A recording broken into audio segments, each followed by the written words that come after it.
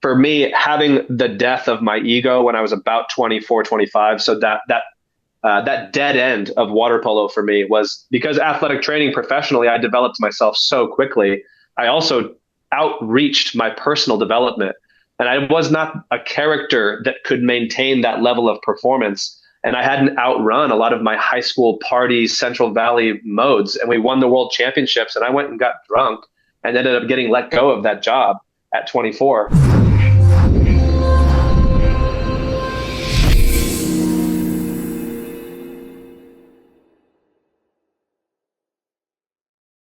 Well, hello, everybody. Dr. Ron Oberstein, president of Life Chiropractic College West, and welcome to another edition of our Life by Life West.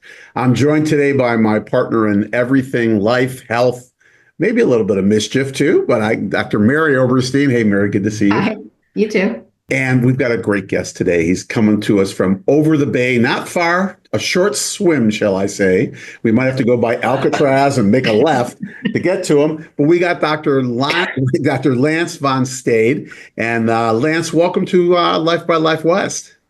Thank you so much for having me. Stoked to be here. Absolutely. We've been very excited about this. I'm going to tell our audience a little bit about you. So obviously, Cool. You were raised in California, right? Over by where? By Turlock. By Turlock? By Turlock. Yeah, halfway between San Francisco and Yosemite. It's a nice place to leave. And Turlock is known for?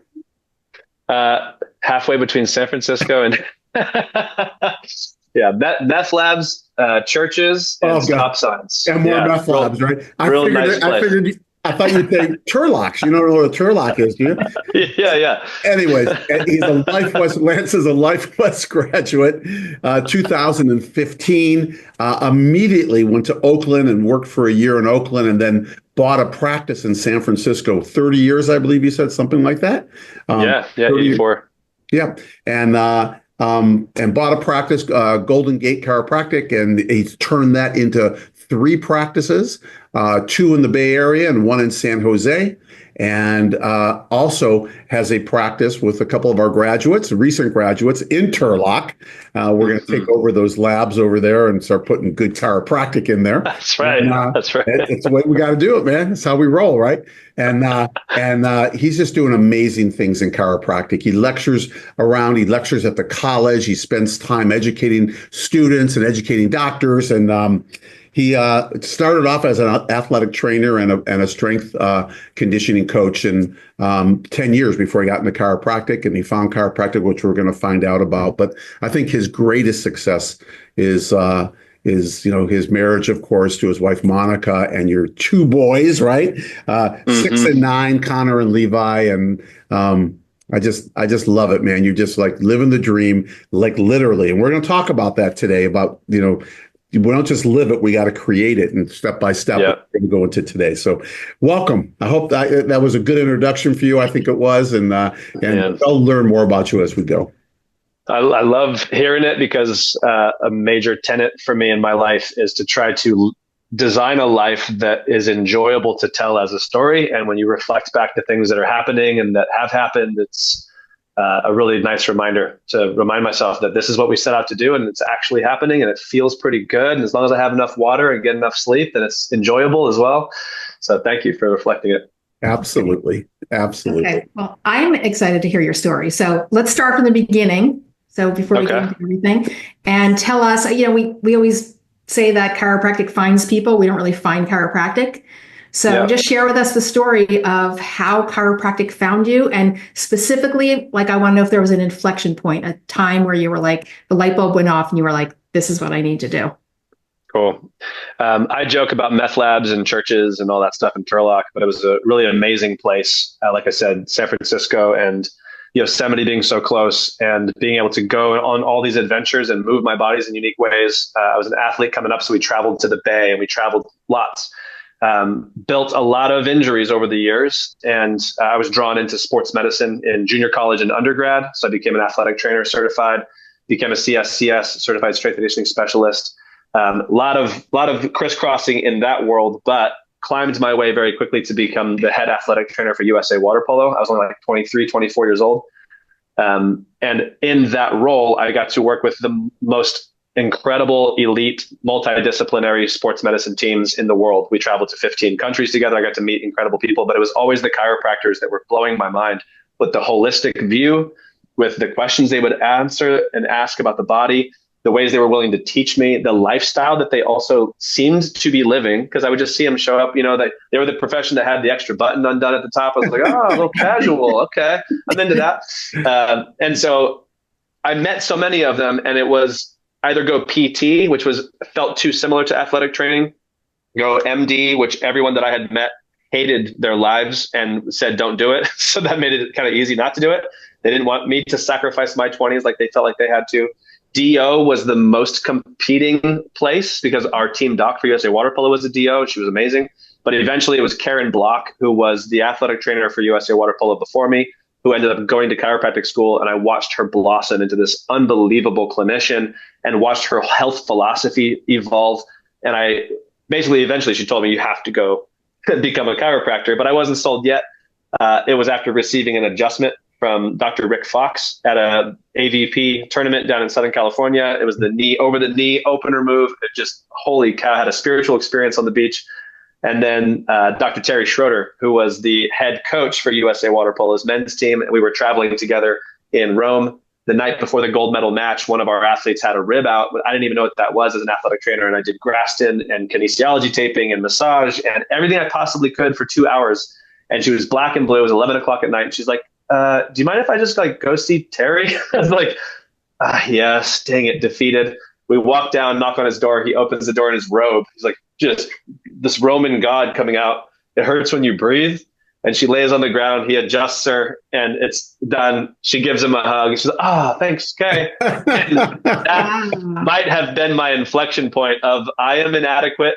I never want to not be able to provide that experience. And it was only later that I was like, and how cool that he could do it that quick. And it was that clean and comfortable. And she scored 2 goals the next day. We won the world championships. It was a highlight of my life.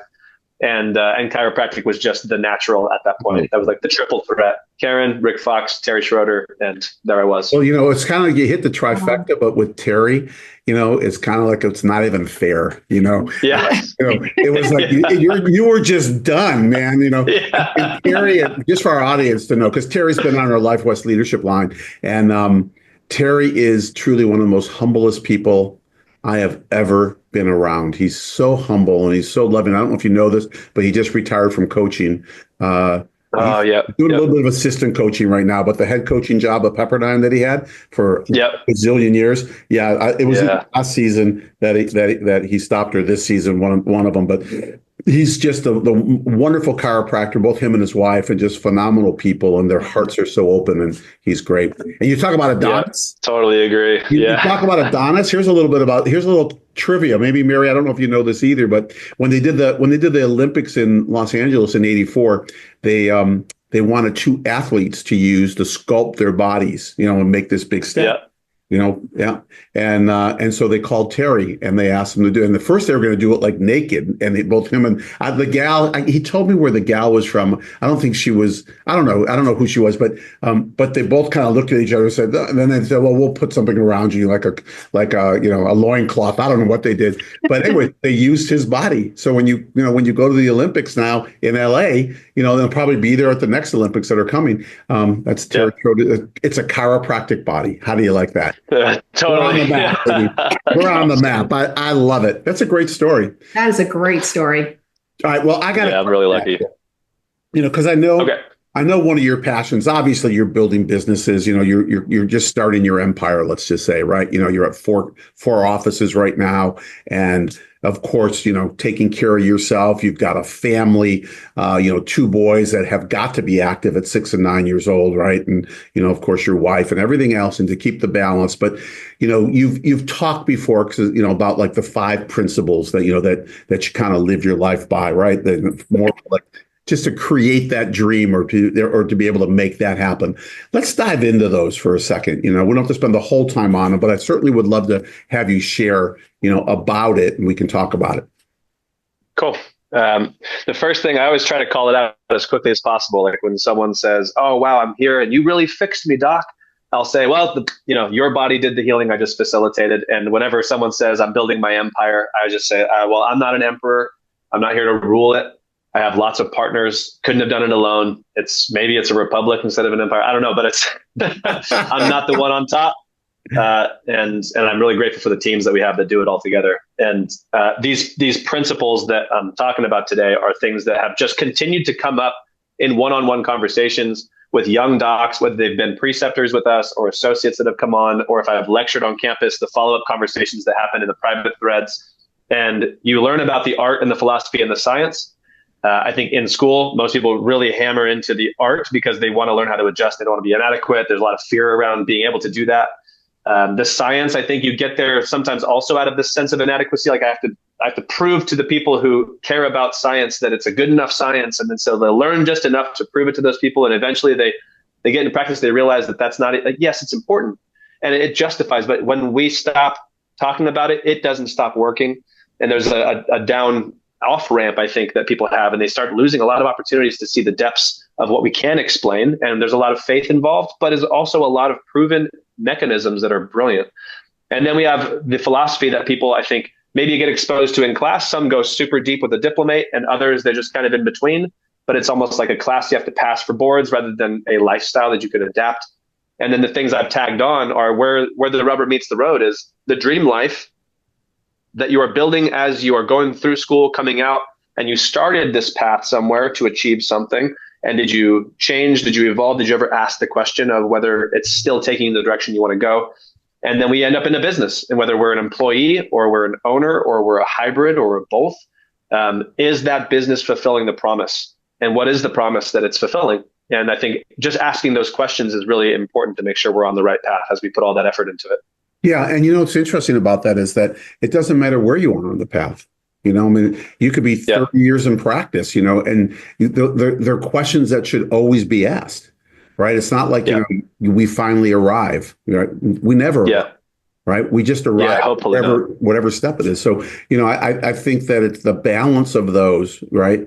It's almost like, physical, chemical, and emotional. It doesn't matter which, but we can never just say everything's just physical, right? Or everything's just chemical, or maybe it's chemical and emotional, but not physical. It's just And I do think that that the more we ask ourselves, that inflection, right, and that then we can reflect from that and be able to see, is this where we're going? I mean, my gosh, Mary, how many times have we said, oh, we're going to head over in this direction, and we just end up being someplace else, which is perfect, right? Well, that's what I was going to ask you too. Is this like, these are great. Like, it's like, to me, they're like 5 pillars really, but like, is it a daily practice for you? Is it something, are you consciously thinking this, or do you like weekly, do you check in, or is it something that's just kind of like in your being now?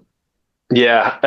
And this again has adapted over time based on who I'm speaking with. And when I'm talking to students, I will often start at the art because that's where their focus is. But more and more, as I'm talking with young docs, they want to start at the business. Like, how do I do this? How do I survive? And the fear and or just ignorance of how business really works when you get out into it can be all encompassing, and they start to lose their passion, or they start to burn out, or they start to get injured because their bodies are breaking down. So for me, I come back to, what is my dream life? Because before anything else, I'm trying to gather resources in exchange for services I provide so that I can trade those resources for other resources, and I can spend more time, my ultimate resource, with my kids while they actually want me in their life. And with Monica, while we have bodies that can be moving around and engaging in life in an adventurous way. And that's where I start. So it is a constant question for me is, what is the dream? Both where do I want to end up, and what is the path that I want to be taking as I get there? And sometimes it's what it looks like. Mostly it's what it feels like, because no matter, like you said, I could end up in a place I never anticipated, but because of the ways I live, I know how to make the most of that situation. I know that there's others that I can compare to that have had it worse, or I'm grateful for this. What can I learn? All of that rephrasing and reframing, that I'm just living the dream. And so now I have a business that is there to fuel the dream. And it's a constant question. I wake up every day asking, like, is this the dream? How could I make this more fun? How could I make this more meaningful? How could I make this more impactful? But just starting there first, and then I can engage with my business or my art or my science or my philosophy, because I have to know what I'm trying to do as a life first. Yeah, absolutely. I personally feel this, that most people live their lives with the cart pushing the horse, right? Yep. Or pulling the horse instead of, instead of the opposite way around. And what I'm hearing you say is like, the cart has all the goods on it and all that stuff, but if you don't have the horse to drive it, right, to make it go, then it's just stuff, and we get so stuck in life in our stuff, instead of what you just talked about, like, where are we going, and is it still where I want to go? That's the interesting thing, because people they just say, I want to go wherever. And it's not, they get there and they think that they've arrived. Right. And and I would even add to that metaphor, like most people will be, even if they figure it out and now they are a horse pulling the cart and they have their dream business and they're just pushing it forward and pulling it and they're going so fast and they're loving the journey. But then they look up and they're like, but where the heck are we going? And so it's like, how do we draw a map, the entire life journey? And now I can ask, like, based on this terrain that I want to ride, do I need a horse? Do I need multiple horses? Do I need a humongous carriage, or do I need to be riding the horse? Do I need a cart? It's like you can start actually designing the vehicle and the horsepower required to ascend a mountain, or it's all downhill, or it's very winding. You need mules because you can't take carts where you're going. It's like, but if you don't have a map of the geography, you're going to be traveling, or what you hope to, because life's going to bring the hammer and we're going to adapt. But if you have that intention set, can you design a journey that's inspiring? Then you'll know, like I figured out, that I was going to need a team, because I wanted to be able to coach my kids' sports. That was the dream. Why I even became a chiropractor was I knew that I would have the autonomy of my time. I could start a business and have that life experience, but also hopefully make enough money to be able to take time off, but not go broke. And I would have the lifestyle to be able to coach my kids. A lot of the chiropractors I met were kids sports coaches. It was like, well, it must be built in somewhere. They teach you how to make sense of all that, but that has been the dream. Right? That's been the dream come true for me, is I coach soccer in the fall and basketball in the winter and baseball in the spring for both my kids' teams. And I've been able to build a team that allows for that space, and they're incentivized through the business model because the lifestyle was chosen first. So we knew we had to have a business model that incentivized me being gone, and that's built into the comp model and all that stuff. But we started with the map, and then we built the vehicle, and that was the most important thing. Beautiful. It's great, because when you first talked about the 5 things, I saw them all as even, like equal. And then the more you spoke, I thought, no, there's 4 that are equal. And then the one that's designing your ideal life is on the top of the pyramid. And I think that's probably good for students and young docs too, who are they get out, they're on this path of, I got to start my business, right? Forget about the science, art, and philosophy. I already learned that, right? Yeah. And they're almost in this mode, like this stress mode or whatever that is. Whereas I feel like if you were to coach someone, you'd say, slow down. First, what do you want? Like you just said, have a map, design it, keep the science, philosophy, and art there. You need those. You keep the passion. And then, and the business are factual things that you have to do, right? It's such a great blueprint. Yeah, and somewhere along the line, I think that what can happen is someone, especially a young doc, can say, well, I don't really know what I want, but I just need to just kind of get moving, right? And that's okay too. You don't have to stay here the rest of your life. You don't have to, but what do you want then right now, right? Just even in the next 2 years, right? And they might say, well, I want to get to the perfect. Good. So now let's toward that, right? It's just, it's so interesting. You go on a trip with your family, right? Mary and I are planning a South America excursion.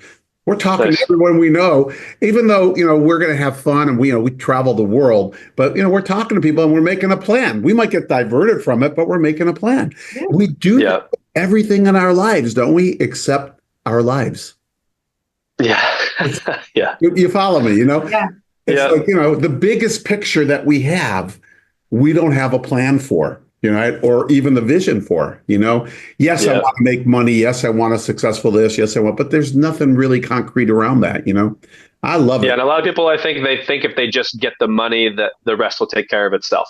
Yeah. And I just think it's the opposite. I think if you spent all of that time and effort, and sometimes for some people it feels like sacrifice to get all this money, but you didn't know why, then you may have spent time you didn't have to spend, or put effort into things that weren't actually going to be the juice that you want afterward. But if you know why, then you know how very quickly. And more importantly to me, it's a tuning of my instinct of when I set my vision and then I make an attempt at the most effective and efficient way of achieving that thing. I was either right or wrong. And now I can tune my next vision to the skills and the lessons that I had. And then I attempt again. And most people think it's, well, I failed if I didn't achieve my vision. But what you did was get one repetition of setting an intention and striving. And that's a muscle that can be flexed. And now your vision gets even more crystallized, and the skills you have to achieve something become even more strong. And then little by little, all of a sudden you realize that it's not even about this thing I'm chasing. It's about the process of striving. And now there is no destination that's off limits. Everywhere I go and everywhere I am, here I am, all my skills, all my wisdom, all my experiences, all my stories, and my kids get to watch the whole thing. And that's the legacy and the impact. And man, that's it. Oh man, I love it. You make it sound so simple. Well, it's so simple. So easy. I feel like part of it is like, it is so simple. It's a great thing, but you have to be in the right mindset to be able to do this. True? Yes, totally. So My gosh. Can you just speak to that a little bit of like, were you in the right mindset, or did you have to get in the right mindset? Like, what was the process of just like figuring this out and then saying, okay, I'm going forward? And I also want to hear like, where there's stress points where you freaked out and you were like, I don't know what I'm doing. I don't like, because people want to hear the hard stuff too. Yeah, totally. And I don't know, it's hard to know exactly because it could have gone so many ways. I go back to luck, and there's preparation and opportunity, but there's also just straight luck. A lot of the guys I grew up with are no longer on the planet because I had a really rough upbringing, had a lot of close calls. I've had a lot of friends die. And every time one of them has, I've become closer with the people that knew them. And we've all become a little bit more sensitive to the temporary nature of life and how it can be gone like that. And anytime something is hard and I feel this suffering, I've transformed the suffering into a gift. And it's like, oh, how fortunate I am to suffer this. Not everyone has that flavor. No, my wife is a social worker, so she reminds me a lot to stay humble as hell. Like, don't say that suffering is great, because there's people who don't get to choose that. I'm in a place of privilege where I get to choose to suffer in certain ways, and I benefit from that. So there's the life experiences, memento mori, having had a lot of closeness with death over time. For me, having the death of my ego when I was about 24, 25, so that dead end of water polo for me was because athletic training professionally, I developed myself so quickly. I also outreached my personal development, and I was not a character that could maintain that level of performance. And I hadn't outrun a lot of my high school party Central Valley modes. And we won the world championships, and I went and got drunk and ended up getting let go of that job at 24. So I had already reached my pinnacle of performance. I was the head athletic trainer. I was telling everyone I knew I was so proud. And it was also like, yeah, but you're like a high school kid inside. Yeah. And that crash and burn was the biggest gift. It was the launching pad of the rest of my life. And I'm so grateful that I was able to learn those lessons, the pain and suffering of putting myself back together, actually being able to sit with myself in a room through breath work, through chiropractic, helping to like release the self-doubt and self-mutilation that I was doing inside my head, reaching nonviolent communication as a way of talking to myself in a healthy way, giving myself empathy for having done the best I could, and then rebuilding this entire identity that was connected with chiropractic philosophy, knowing that I wanted to be a better version of myself for my kids someday. And now realizing like it all could be gone in a moment if I'm not continuing to develop myself as a human being to match the impact that I want to have on the world. I was given that lesson before my quarter life, and I think that was a very unique thing. So memento mori, nonviolent communication, hitting rock bottom and proving to myself that I could rebuild, and having that sense of certainty and having all of those lessons that I can pass on to my kids gives me a sense of certainty that is irreplaceable. You said something earlier too, and and yet I see that you give yourself a lot of grace, which is so important. Because we forget to give ourselves, when you were self-mutilating or whatever you were probably self-medicating and do whatever you were doing, it's we have to give ourselves grace, because this is our first time that we know of on the planet. Probably someone else might know how many times you've been there, but we have to kind of work through what we need to work through. But you said something that was really key before that I think our listeners, I want to just kind of pull back. You said, it's okay, you can move toward where you're going. These weren't your exact words. Move to where you're going, and you get someplace and it's just not where you want to be. It's okay. We just flex the muscle, right? Yeah. And now it's like running a race. Yeah, I want to do it in I want to beat my time by 63 seconds, and yet I don't hit that, but I beat it by whatever, by 12 seconds. And someone can go, oh man, I suck. I need to do better. Or they can just go, good, I'm flexing and I'm just building that plasticity to get to where I need to go to. So there's no wrong. That's what I'm trying to say. It's like it's all being planned and built. And then we can pivot and say, I don't want to run anymore. Forrest Gump. Yeah. On the bridge, right? I think I'll go home now. Right. But what about us? And he just went home. And there's nothing wrong. It's just making that happen. But you touched on something I want to ask you about, because the key word that's buzzing in my head right now from what you're saying is discipline. When I say discipline, I'm not talking about discipline like this. I'm just talking about, just that athletic stick to itness, that it's okay to be wrong. It's okay to fail. People with discipline can fail and they could get back up and go back at it. How's discipline been part of your life? Yeah. I have a unique relationship with it, I think. Autonomy is my most prolific need. It is at the peak of the peak, just from my upbringing and my childhood adaptive strategies. I've needed to be light and disconnected and free to do whatever I want to do. And, we would get out of high school class and it's like, do I want to go to Santa Cruz and go surfing, or do I want to go to Dodge Ridge and go snowboarding, or do I want to go hike Half Dome randomly? It's like we had so much freedom, and I had a unique situation where I could do whatever I want to do from a very young age. So that now lives with me. And that is, to me, the freedom that is the dichotomy of discipline and structure. And so I've had a hard time with discipline when it comes to, I'm going to do one thing and only one thing a certain way until I reach this end result, which I know certain people, Malcolm Young is the one that comes to mind. He's a bodybuilder. That guy will eat fish and walk Stairmasters twice a day until he is a champion bodybuilder. And I'm just not that guy particularly, because I'm like, if someone calls me, I'm very social, but I am very disciplined with my principles. I have a list of principles that I have written out, and these are 5. I have 40. I have a little document that I've created inspired by Ray Dalio, who's a billionaire hedge fund manager, retired. Now he's giving all of his work away. Highly recommend people check him out. He wrote the principles for work and life. I wrote my own manifesto and my own principles. And some of the rules are like, if something happens once, it'll never happen again. If it happens twice, it will definitely happen again, and I must adapt. That's just one thing. And I have that set that I do not waver from. When someone says, you fixed me, no matter how inconvenient, no matter how I have to get this person out, I got another person waiting, I have to say, your body is what's doing the healing. I'm here to facilitate. If someone says I'm running an empire, I have to circle back and I have to take care of that real quick and just, okay, now we can move forward. I'm very disciplined with that little voice that comes up that says, that's a little out of integrity. You have to solve that quickly. And I'm radically transparent because of that. And that has been, I think, the most transformative practice of my life is staying disciplined to those things that keep me in integrity with the way I want to live.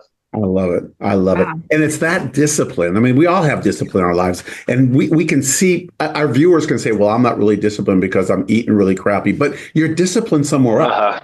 Yeah. There's something else in your life that you're disciplined with, and to be honest with you, you could be very disciplined at eating crappy, someone offers. Totally. So it's really more discipline is more habit. It's a habit forming, and you had that habit forming. What you got to choose between the beach, between, surfing, between snowboarding, between climbing Half Dome, it takes a disciplined person to choose where they want to go to, because you didn't have to go anywhere either. Yeah. and you chose movement. You said that earlier, like movement was a big thing for you, it's just amazing because, I love what you're saying. And I want to call it the Von Stade Manifesto. 40 points, Nice. right? That's good. Because truthfully, and it's going to be 42 points and 44 points, or it might be 37. Yeah. Who knows? It's just so, but designing your life and doing things, moving toward a purpose, that's what stops burnout, right? I mean, And one of the principles that we introduced at the beginning, it's like the philosophy of chiropractic must be tested if it is to be embodied. And I think that was a fun, hard, challenging thing that changed my life, was trying to challenge the philosophy of chiropractic as I went through. And these 40 plus principles they have evolved and changed because I'm testing them. Sometimes I will say, man, I really want to feel fit and healthy, but there's donuts and I have a basketball game. And if I eat those donuts, it's going to affect my performance. But sometimes I'm like, but innate. But I have to test innate. What is innate's limit in being able to how do I and so sometimes I'm just like, I forgot, Nate, remind me, and I'll go and eat the donuts and then I'll go play the basketball, and I'm like, oh my gosh, that is a terrible thing for my gut, that was a terrible thing for my skin, that was a terrible thing for my recuperation, and emotionally being able to overcome the discomfort that I'm feeling while I do that. And I wouldn't just randomly stuff the donuts. It's usually I'm in a social gathering, someone bought me donuts and all the things, but the testing of the philosophy, the testing of these tenets, yes, it's a constant evolution, and I'm going to give myself grace on not being perfect. I am a work in progress too. Well, just do us a favor, okay? Because when it might already be here, or if it comes, when Connor and Levi say, "Yeah, Dad, you just you don't know anything. You're just not cool. Whatever it is." You just say that. You could say that, guys, but Ron and Mary say, "I'm a pretty cool dude." Just let them know that and say, and they're going to go, cool, "Who's Ron and Mary?" And you're just going to go, "It out." That's up to you. I'll send them the link. Here's the link. There you go.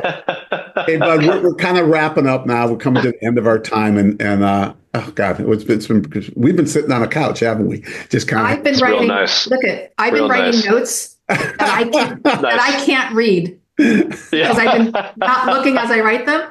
You said some really, really cool things, and things that just completely blew my mind. One of them, and I'll say it real quick, one of them being disciplined. I don't think I'm a very disciplined person in the true definition of discipline of I don't get up and eat certain times of day and all that stuff. But I'm disciplined when it comes to my own freedom and peace, because those are important to me. So thank you for that, because you just freed me up for seeing myself a little differently, of the things that are important to me that I'm very disciplined with. Yeah. So thank you for sharing that. You dropped some really cool stuff that I am going to tell a lot of people to watch this one. Cool. Thank you. My own kids even, just watch it, because hopefully it hits you the way it hit me. And Mary, if you can't read those, I can get you a copy of the tape, so you can listen to it. That's what I should do. That's what I should do. But it was innate thought flashes. So. I love it. I love it. We're wrapping, but every time in our Life by Life West, we always ask our guests 2 questions. Got it? We want an innate response, something that pops up. You can change tomorrow. It doesn't really matter, 30 seconds or less, and just boom, whatever's there. So Mary, go for the first question. First question. So with all your vast knowledge and wisdom, and you have a lot of wisdom, if you could go back and you could talk to yourself first day of first quarter at Life West.